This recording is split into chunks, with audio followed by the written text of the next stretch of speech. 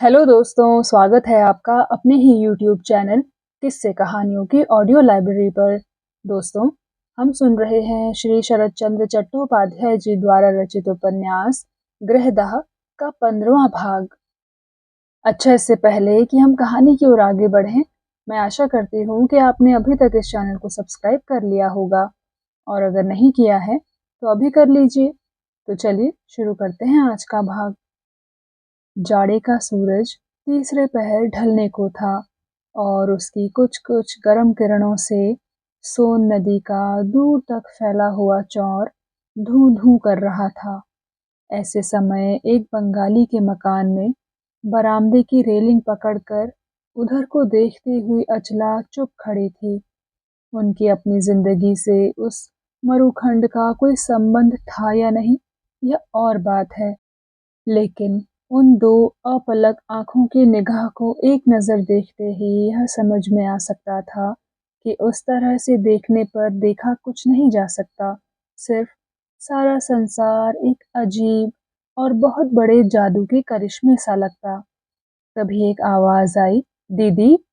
चौंक कर अचला ने पीछे देखा। जो लड़की एक दिन अपने को राक्षसी बताकर आरा स्टेशन में उतर गई थी, यह वही थी। समीप आकर अचला के उद्भ्रांत और बहुत ही श्रीहीन मुखड़े की ओर एक नजर रखकर मान करती हुई सी बोली, अच्छा दीदी, हर कोई तो यह देख रहा है कि सुरेश बाबू चंगे हो गए हैं। डॉक्टर कह रहे हैं कि अब जरा भी डर नहीं। फिर भी रात दिन तुम्हारी यह मायूसी नहीं जाती। यह क्या तुम्हारी ज्यादती नहीं?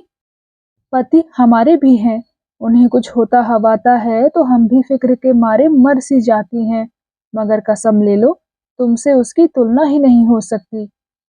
मुंह फेर कर अचला ने सांस ली, कोई जवाब नहीं दिया।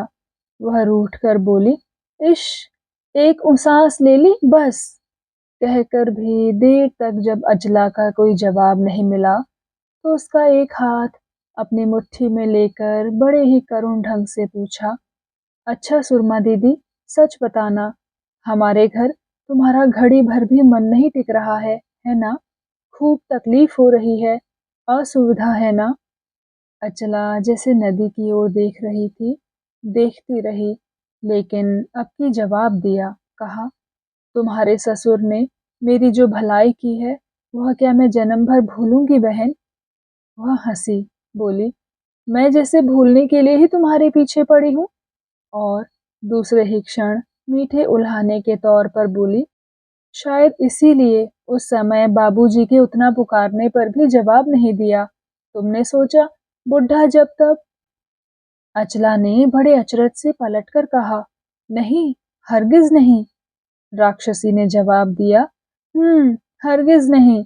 वह भी मैं अगर खुद गवाह न होती। मैं ठाकुर घर में थी, मैंने सुना, सुरमा, सुरमा, अरे ओ बिटिया सुरमा। 4-5 बार उन्होंने पुकारा तुम्हें। मैं पूजा की तैयारी कर रही थी, छोड़कर लपकी। मैंने देखा वे सीढ़ी से नीचे उतर रहे हैं। कसम, सच कह रही हूँ। इसे केवल अचला नहीं समझा कि बूढ़े की पुकार को उसके अनमने मन का दरवाजा ढूंढे क्यों ना मिला। फिर भी लाज भरे पछतावे से वह चंचल हो उठी, बोली, शायद कमरे में। राक्षसी ने कहा, कहाँ का कमरा? जिनके लिए कमरा है वे तो उस समय बाहर टहलने गए थे, मैंने आंगन से साफ देखा। ठीक इसी तरह रेलिंग पकड़े रही। कहकर वह जरा थमी और हंसकर बोली, लेकिन तुम तो अपने में थी नहीं बहन कि बूढ़े टेढ़े की पुकार सुन पाती। जो सोच रही थी वह कहूँ तो। अचला चुपचाप फिर नदी के उस पार देखने लगी। इन तानों का जवाब देने की कोशिश तक नहीं की, लेकिन यहाँ यह समझ रखना जरूरी है कि राक्षसी नाम से उसकी जरा भी समानता न थी, और नाम भी उसका राक्षसी नहीं, वीणा पाणी था। पैदा होते ही माँ मर गई थी, इसलिए दादी ने यह नाम धर दिया था, जिसे वह सास ससुर पड़ोसी से छिपा नहीं सकी थी। अचला को एकाएक मुंह फेर कर चुप हो जाते देखकर वह मन ही मन शर्मिंदा हुई। अनुतप्त होकर बोली, अच्छा बहन, तुमसे ज़रा दिल लगी करना भी मुहाल। मैं क्या जानती नहीं हूँ कि बाबूजी की तुम कितनी श्रद्धा भक्ति करती हो? उनसे ही तो मैंने सब कुछ सुना। टहलकर वे सवेरे लौट रहे थे और तुम रोती हुई डॉक्टर की तलाश में निकली थी। उसके बाद वे तुम्हारे साथ गए और सराय से तुम्हारे पति को लिवा लाए। यह सब भगवान की कृपा है दीदी, वरना तुम लोगों के चरणों की धूल भी कभी इस कुटिया पर पड़ेगी। उस दिन गाड़ी में यह किसने सोचा था? लेकिन मेरे सवाल का तो जवाब नहीं मिला। मैं पूछ रही थी कि यहाँ तुम्हें एक घड़ी भी अच्छा नहीं लग रहा है। यह मैं समझ गई हूँ, लेकिन क्यों? यहाँ तुम्हें कौन सा कष्ट, कौन सी असुविधा हो रही है? मैं सिर्फ यही जानना चाहती हूँ। कहकर पहले की ही तरह अब की भी जरा देर इंतजार करके उसे लगा जवाब का वह बेकार ही इंतजार कर रही है। सो जिसे उसके ससुर ने जगह दी थी, सुरमा दीदी कहकर, उसने भी स्नेह किया था।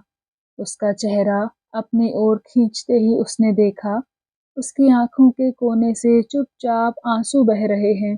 वीणा पाणी स्तब्ध खड़ी रही और आंचल से आंसू पोंछकर उसने अपनी सूनी निगाह दूसरी ओर फेर दी।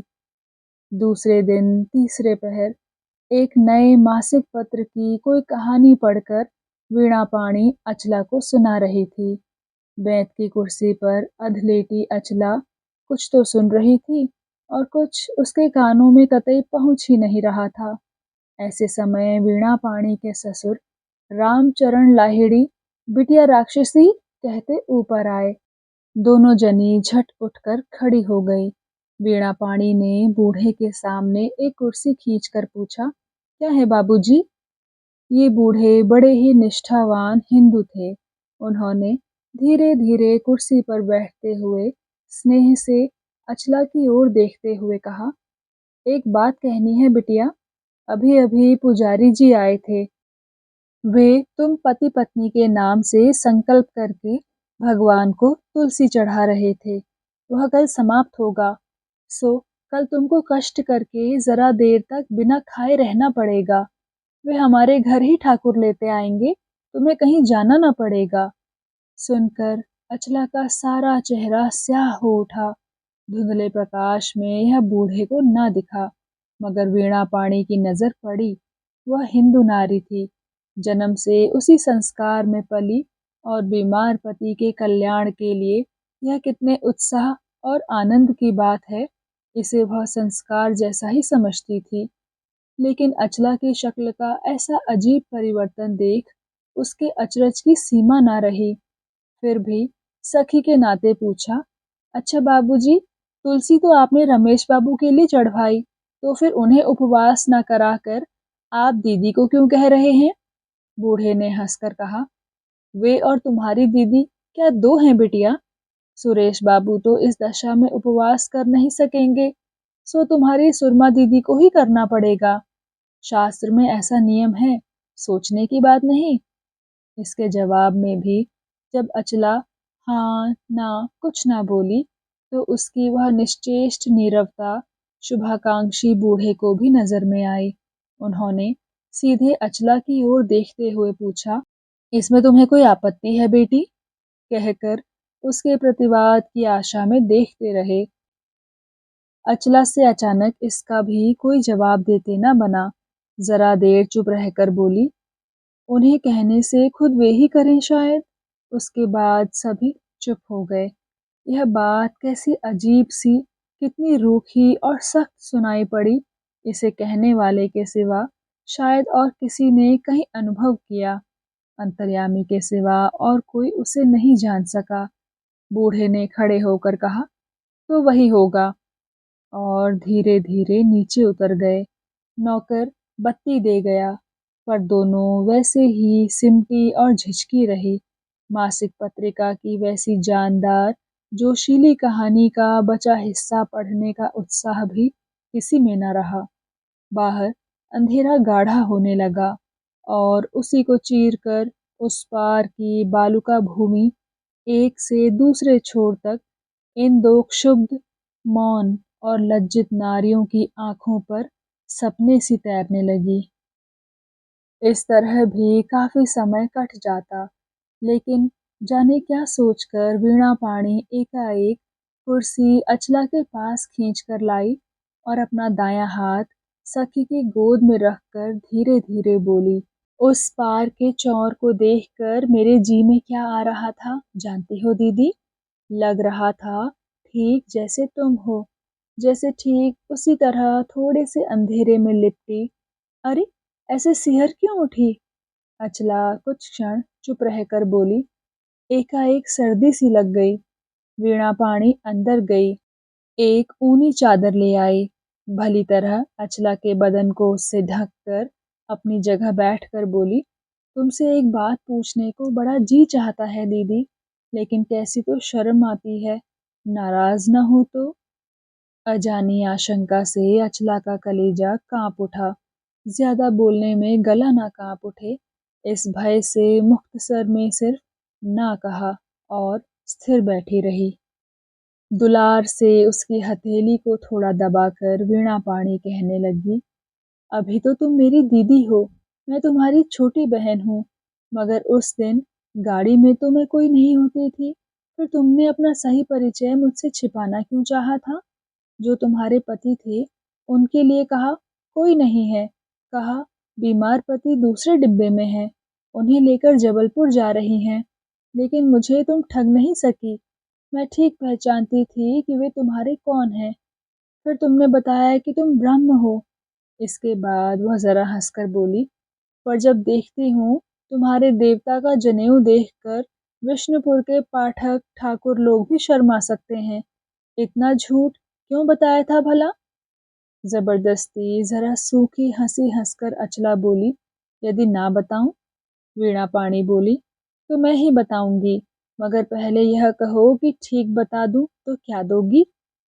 अचला के कलेजे में लहू की रफ्तार बंद होने की नौबत आ गई। उसके चेहरे पर मौत का जो पीलापन छा गया, बत्ती की मध्यम रोशनी में वह अचला को नजर आया या नहीं कहना कठिन है, लेकिन होंठ दबाकर फिर जरा हंसती हुई वह बोली, "अच्छा, कुछ दो या ना दो, मैं अगर सच बता दूं तो मुझे क्या खिलाओगी अचला दीदी?" अचला का अपना नाम उसके कानों में आग की लपट सा समाया और उसके बाद से ही वह आधी होश में आधी बेहोश सी सख्त होकर बैठी रही। वीणा पाणी कहने लगी, "हम दोनों बहनों का लेकिन उतना कसूर नहीं है, कसूर जो कुछ है हमारे पति देवताओं का। एक ने बुखार की बदहोशी में तुम्हारा असली नाम कह दिया और दूसरे ने सोचकर तुम्हारा सही परिचय ढूंढ निकाला।" अचला ने जी जान से अपने धड़कते कलेजे को संयत करके कहा, "क्या है सही परिचय, सुनो जरा?" वीणा पाणी बोली, "सच हो या नहीं, उन्हें अक्ल है, यह तुम्हें मानना ही पड़ेगा। एक रात आकर अचानक वे बोल उठे, अपनी अचला दीदी का रवैया मालूम है तुम्हें? वे घर से भाग आई हैं। मैंने रंज होकर कहा, रखो भी चालाकी अपनी, दीदी कहीं सुन लें तो जिंदगी भर तुम्हारी शक्ल नहीं देखेंगी।" अचला कुर्सी को मुट्ठियों से कसकर पकड़े बैठी रही। वीणा पाणी कहने लगी, "वे बोले, मेरी शक्ल चाहे वे देखें चाहे ना देखें, मगर मैं कसम खाकर कह सकता हूँ कि बात यह सच है। ननद देवरानी से झगड़कर हो या सास ससुर से ना पटने के कारण ही हो, पति के साथ वे निकल पड़ी हैं। सुरेश बाबू का हाल देखकर तो लगता है तुम्हारी दीदी उन्हें समुद्र में डूब मरने को कह दें तो वे ना नहीं कर सकते। खैर, जहाँ भी हो, छिपकर दोनों जने रहेंगे जब तक कि खोज ढूंढ कर रो पीट कर मना मनू कर सास ससुर बेटे पतोहू को न ले जाएं। यही असली घटना ना हो तो तुम मुझे..." मैंने कहा, "अच्छा, वही सही, मगर गाड़ी में मुझ जैसी एक मूर्ख अपरिचित स्त्री से झूठ बोलने की दीदी को क्या गरज पड़ी थी?" इस पर उन्होंने हंसकर जवाब दिया, "तुम्हारी दीदी अगर तुम्हारी जैसी अक्लमंद होती तो कोई गर्ज ना होती, लेकिन अक्लमंद वे बिल्कुल नहीं है। उन्होंने जैसे ही सुना कि तुम्हारा घर डेहरी में है, 2 दिन के बाद तुम वहीं जाओगी, वैसे ही वे डेहरी के बदले जबलपुर यात्री, अचला के बदले सुरमा और हिंदू के बदले ब्राह्म बन गई। तुम्हारे दिमाग को यह नहीं सूझा राक्षसी कि जो टिकट कटाकर जबलपुर जा रहे थे, एकाएक गाड़ी बदलकर वे डिहरी क्यों जाने लगे और अपने बीमार पति को लेकर किसी बंगाली के यहाँ न उतरकर इतनी दूर तक सराय में क्यों ठहरते। कहते कहते बगल में झुककर वीणा पाणी ने उसका गला लपेट लिया और स्नेह प्रेम से गदगद हो उसके कान के पास मुंह ले जाकर अस्फुट स्वर में कहा, बताओ ना दीदी, हुआ क्या था। मैं कभी किसी को कोई बात ना बताऊंगी, तुम्हारा बदन छूकर कसम खाते हूँ। वीणा पाणी की ज़बानी अपने बारे में सत्य आविष्कार का गलत इतिहास सुनकर अचला की देह मानो निर्जीव पत्थर के एक टुकड़े सी सखी के आलिंगन से लुढ़क पड़ी। जीवन की आखिरी शर्मिंदगी एक एक कदम बढ़ाकर कहाँ आ पहुंची वह देख रही थी, लेकिन वह जब एकाएक अजीब ढंग से मुंह फेर कर दूसरी ओर चली गई, उसे छुआ तक नहीं तो इस इतने बड़े सौभाग्य को ढो सकने की भी शक्ति उसे नहीं रही। आंसू के अटूट प्रवाह के सिवा बड़ी देर तक उसमें जीवन का और कोई लक्षण नहीं दिखा। ऐसे कुछ समय कटा। वीणा पाणी अपने दामन से रह रहकर उसके आंसू पोंछकर स्नेह भरे स्वर में बोली, सुरमा दीदी, उम्र में बड़ी होते हुए भी तुम छोटी बहन का कहना मानो दीदी, अब घर लौट जाओ। कहा मानो, यह यात्रा तुम्हारी शुभ यात्रा नहीं। इतने इतने कष्ट से सुहाग का सिंदूर जब बच गया तो मान करके गुरुजनों को अब दुख मत दो, उन्हें ना रुलाओ। झुककर ससुराल लौट जाने में कोई शर्म कोई हेटी नहीं बहन। कुछ देर मौन रहकर वह फिर बोली, चुप हो, नहीं जाओगी। माँ बाप से नाराज होकर घर से बाहर सुरेश बाबू ठीक नहीं रह सकते। तुम्हारे मुंह से जाने की बात सुनकर वे खुश ही होंगे, यह मैं निश्चित कहती हूँ। आंख पोंछ कर अचला अब सीधी बैठी। देखा, वीणा पाणी उसी उत्सुकता से उसकी ओर देख रही है। पहले तो जवाब देने में उसे बड़ी शर्म आने लगी, लेकिन चुप रह जाने से ही उससे पिंड नहीं छूट सकता। जब इस बात में कोई संदेह नहीं रहा तो जबरदस्ती सब संकोच हटाकर वह बोली, हमारे घर लौटने का कोई उपाय नहीं है वीणा।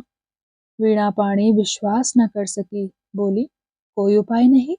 तुम्हें मैं ज्यादा दिनों से जरूर नहीं जानती, परंतु जितना जानती हूँ उससे समूची दुनिया के सामने खड़ी होकर कसम खाकर कह सकती हूँ कि तुम ऐसा कोई काम हरगिज नहीं कर सकती दीदी जिससे कोई तुम्हारा किसी तरफ का रास्ता बंद कर सके।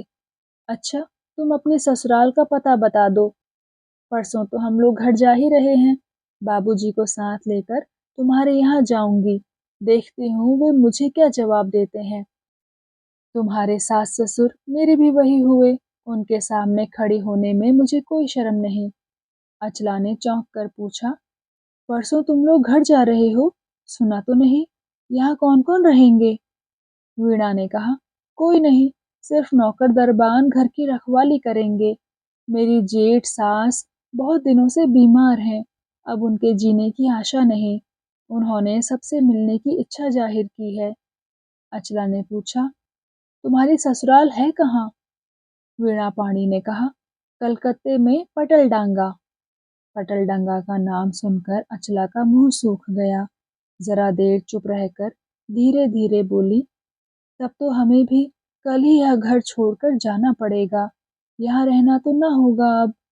वीणा पाणी हंस उठी, इसलिए तुम्हें घर जाने को कह रही थी, क्यों। इतनी देर में मेरी बात का यह मतलब निकाला तुमने। नहीं नहीं, मुझसे कसूर हो गया। तुम्हें अब कभी कहीं जाने को ना कहूंगी। जब तक जी चाहे इस झोंपड़े में रहो, हम में से किसी को कोई ऐतराज नहीं। मगर इस समय निमंत्रण का अचला कोई जवाब नहीं दे सकी। कुछ देर चुप रहकर बोली, सच्ची क्या तुम लोगों का जाना तय हो गया है। वीणा पाणी बोली, हाँ, गाड़ी में जगह तक रिजर्व हो गई। बाबूजी के कमरे में झांक कर देखो जरा, देखोगी प्रायः 15 आना सामान भी बंध चुका है। नौकरानी दरवाजे के पास आकर बोली, बहू जी, माँ जी रसोई में बुला रही हैं ज़रा। आई कहकर ज़रा हँसते हुए उसने फिर एक बार दोनों बाहों से अचला का गला लपेटकर कानों में कहा, इतने दिन भीड़-भाड़ में, बड़े कष्ट में ही तुम लोगों के दिन बीते हैं। अब पूरा घर खाली, कोई कहीं नहीं। मैं बला भी टल रही हूँ, समझ गई ना दीदी? और सखी के गाल पर 2 उंगली का दबाव देकर दाई के पीछे तेजी से निकल गई।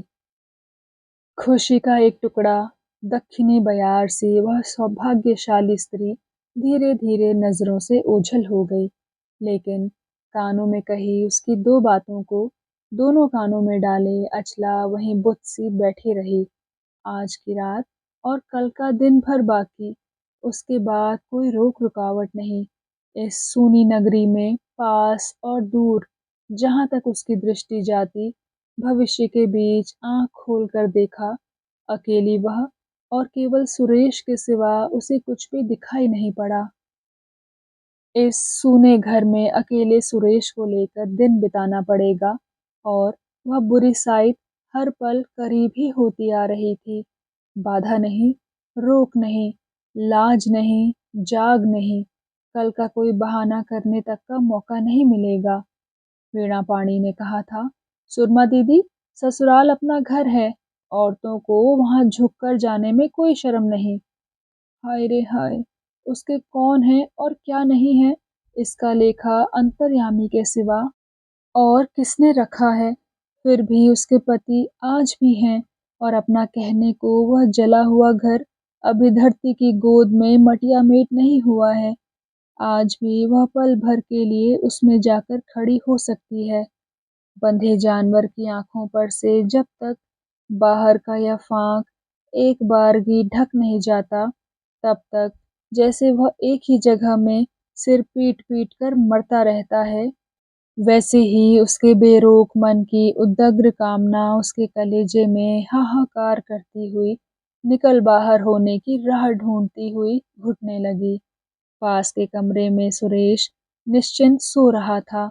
बीच का दरवाजा थोड़ा सा खुला और उसी के इस तरफ फर्श पर चटाई डालकर एड़ी से चोटी तक कंबल ओढ़े नौकरानी सो रही थी। घर भर में किसी के भी जगने का कोई आभास नहीं, केवल वही मानो आग की सेज पर दहकती रही। दिनों तक इसी पलंग पर उसके बगल में वीणा पाणी सोती रही, पर आज उसके पति नहीं थे। वह कमरे में सोने गई थी और कहीं इसी चिंता का छोर पकड़कर अपना दुखी और उद्भ्रांत मन सहसा उन्हीं के कमरे के पर्यंक के प्रति हिंसा, अपमान, लज्जा के अणु परमाणु में चूर-चूर हो दम तोड़े, इस डर से उसने अपने आप को ज़ोर ज़बरदस्ती खींचकर लौटाया। लेकिन तुरंत उसका सारा शरीर बिजली छू जाने जैसा थर-थर काँपने लगा। बगल के किसी कमरे की घड़ी में 2 बजे। बदन पर की ऊनी चादर को हटाते ही उसने अनुभव किया, इस जाड़े की रात में भी उसके कपाल पर, मुँह पर बूंद-बूंद पसीना जमा है। सो उसने सिरहाने की खिड़की खोल दी। देखा, अंधियारे पाह की 8वीं का चाँद ठीक सामने ही उगा है और उसी की कोमल किरणों से सोन नदी का नीला पानी बड़ी दूर तक चमक उठा है। गहरी रात की ठंडी हवा ने उसके गर्म ललाट को सहला दिया और वह वहीं उस खिड़की के सामने अपने भाग्य की अंतिम समस्या को लेकर बैठ गई। अचला की निश्चित धारणा हो गई थी कि उसके शापित अभागे जीवन का जो कुछ सत्य है, लोगों को सारा का सारा एक अद्भुत उपन्यास सा लगेगा। जिस रोज से इस कहानी की शुरुआत हुई, तब से जीवन में जिनसे झूठ ने सत्य का नकाब डालकर झलक दिखाई है, उनमें से एक-एक को याद करके क्रोध, क्षोभ और मान से भाग्य विधाता ने उसकी जवानी के पहले आनंद को मिथ्या से ऐसा बिगाड़ कर, ऐसे मज़ाक की चीज़ बनाकर संसार के सामने उधर देने में कोई हिचक नहीं दिखाई। उस बेरहम, बेदर्द को बचपन से अगर भगवान कहने की उसने शिक्षा पाई है, तो वह शिक्षा उसकी बेकार गई, बिल्कुल बेमानी हुई। वह आंखें पोंछते हुए बारंबार कहने लगी, हे ईश्वर, तुम्हारे इतने बड़े विश्व ब्रह्मांड में इस अभागिनी के जीवन को छोड़कर कौतुक करने को और क्या खाक कुछ नहीं मिला। मन ही मन बोली, कहाँ थी मैं और कहाँ था सुरेश। ब्रह्म की छाया छूने में भी जिसकी घृणा और द्वेष का अंत नहीं था, किस्मत के खेल से आज उसी की आसक्ति का आदि अंत नहीं रहा। जिसे उसने कभी प्यार नहीं किया, वही उसका प्राणोपम है।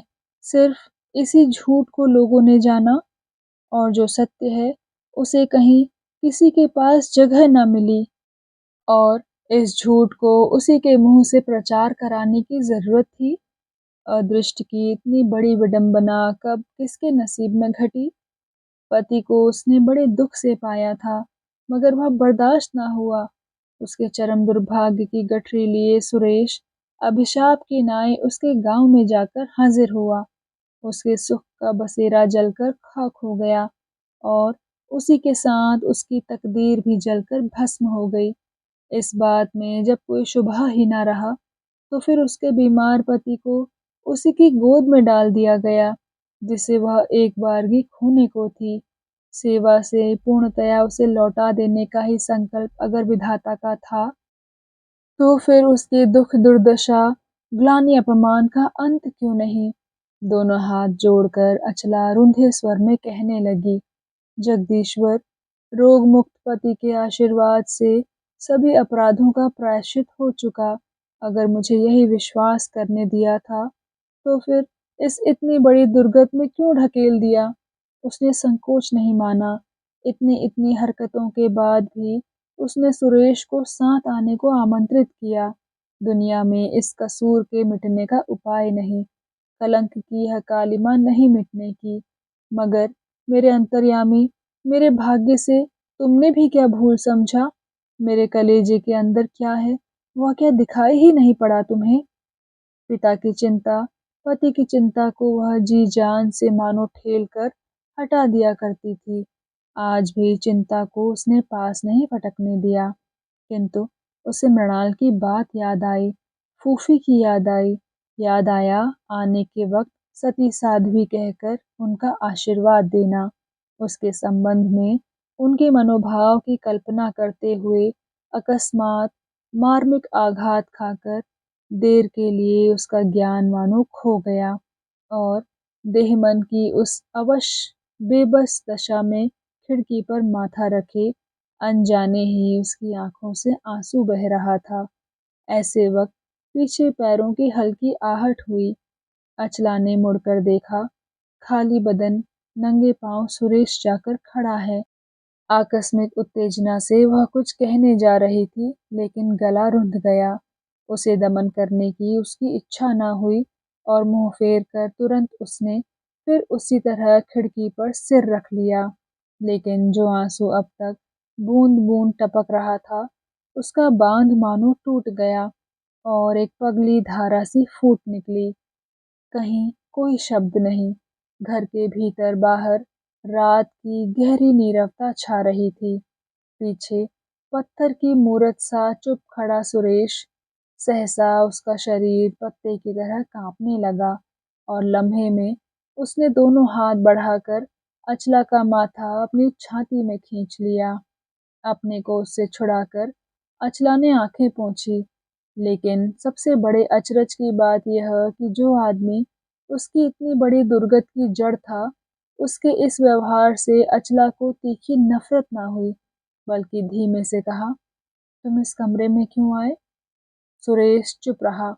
शायद उसकी आवाज ही ना निकली। अचला ने धीरे धीरे खिड़की बंद कर दी। बोली, सर्दी से तुम्हारा हाथ कांप रहा है, नंगे खड़े मत रहो, अंदर जाकर सो रहो। सुरेश की आंखें जल उठी, लेकिन उसकी आवाज कांपने लगी। अचला का हाथ अपने हाथ में खींचकर अस्फुट स्वर में बोला, तो तुम भी मेरे कमरे में चलो। अचला जरा देर अवाक विस्मय से उसके मुंह की ओर ताकती रहकर सिर्फ बोली, नहीं, आज नहीं। और धीरे धीरे उसने अपना हाथ छुड़ा लिया। इस शांत और संयत ठुकराहट में क्या था।